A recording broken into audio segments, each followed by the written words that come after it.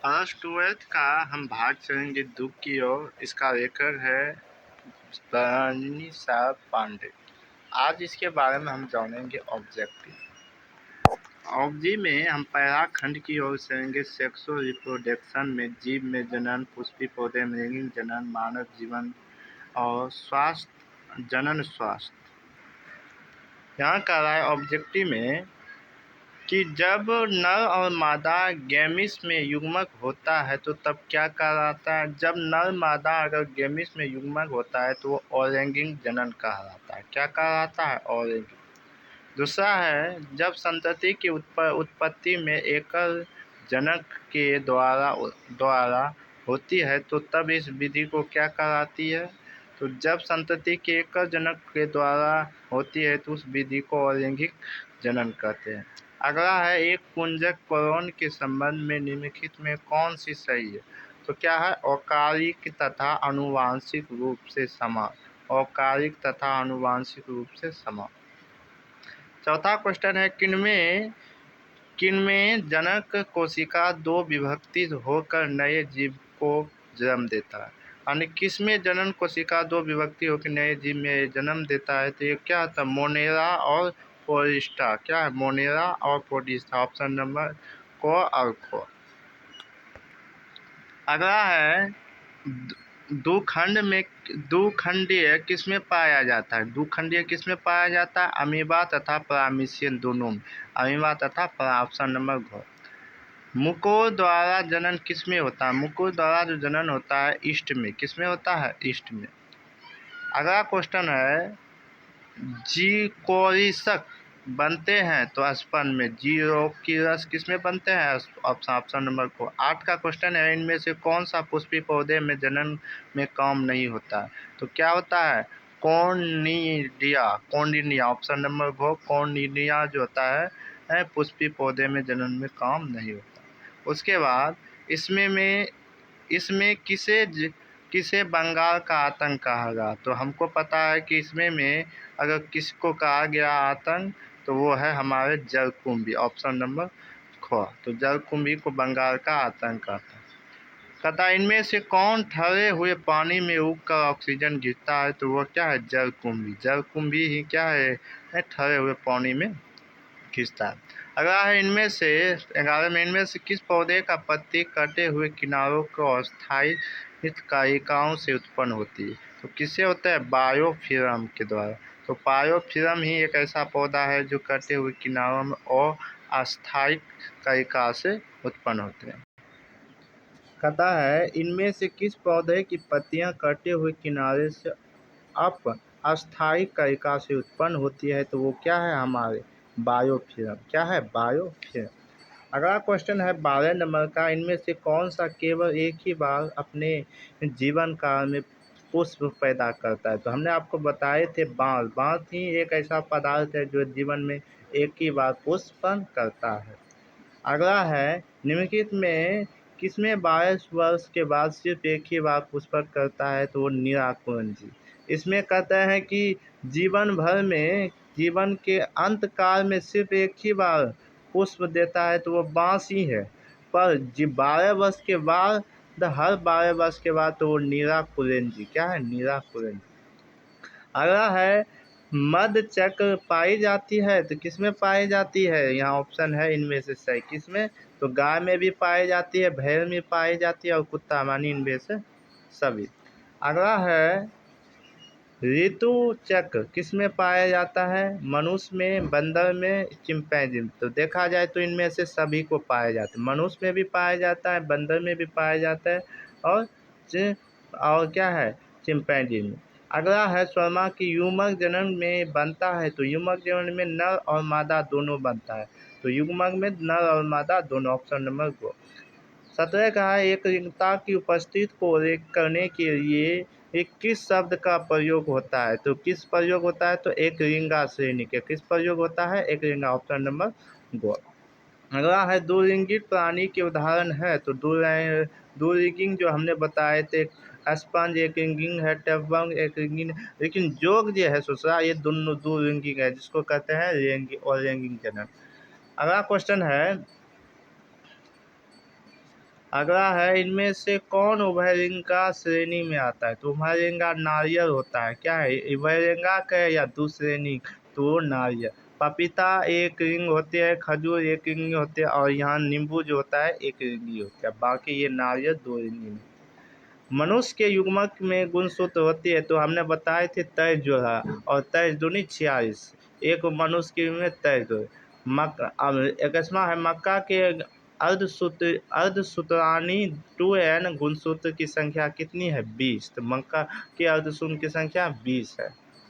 अब उसके बाद निम्नलिखित में किसका पादक और गुणित होता है? तो निम्नलिखित में किसका पादक और गुणित होता है? तो वो होता है इनमें से सभी। शैवाल का भी होता है, कवक का होता है, बायोफाइटर्स का भी होता है, इनमें से सभी।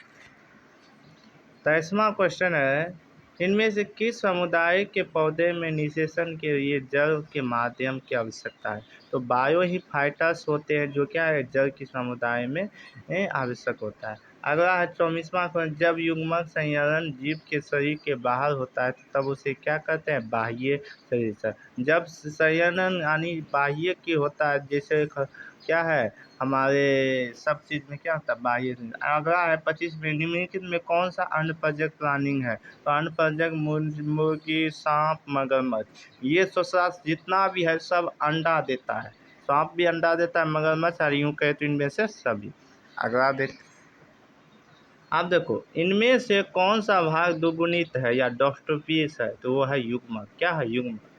इनमें से कौन सा भाग अगुणित है? तो वो परागण। कौन सा है? परागण। तो इनमें से कौन सी भाग है? तो परागण, ऑप्शन नंबर 2। इनमें से कौन सा वायु नहीं है? तो यहाँ देखो, देखा जाता है अंडा बीज के रूप में विकसित होता है। तो बीज किस के रूप में होता है? तो वो वायु के अंदर होता है, उसमें ना तो वायु सट पाता है, इसीलिए ऑप्शन नंबर 4। अगला देखते हैं, अगला अध्याय का है, एंटाटॉपस बीज होता है। तो एंटाटॉपस बीज होता है उल्टा। क्या होता है? उल्टा, ऑप्शन नंबर 4। कुछ ऐसे पुष्प के परागण जिसमें वर्तिका के बीच कुछ प्राकृतिक रोध होते हैं, जिसके कारण परागण मूर्खित होता है और या तो नहीं होता है, और उसमें क्या उसे क्या कहते हैं? उसे कहते हैं हलक्रोगेमी, हल्कोगोमी, जिसमें क्या ना तो वर्ती क्या होती है? पुष्पी। इस परागण वर्तिका के बीच के रोध के कारण क्या होता है? हल्कोगोमिस होता है, ऑप्शन नंबर 2। ये अध्याय 2 की ओर चल रहे हैं, पुष्पी पौधे में रैंगिंग जनन। अगला है, भ्रूण की उत्पत्ति किससे होता है? तो भ्रूण की उत्पत्ति जो होता है ससुरा, ये होता है किससे? हमारे गुरुत्वा बीज से, गुरु बीजाणु से। किससे होता है? गुरुत्वा बीजाणु से, ऑप्शन नंबर 2। अगला है, माइक्रोस्पोजोनस की आंतरिक भित्ति जो पोषक होती है उसे क्या कहते हैं? टेपिटम। उसे क्या कहते हैं? टेपिटम। उसे क्या कहते हैं? Option number 2, tapetum.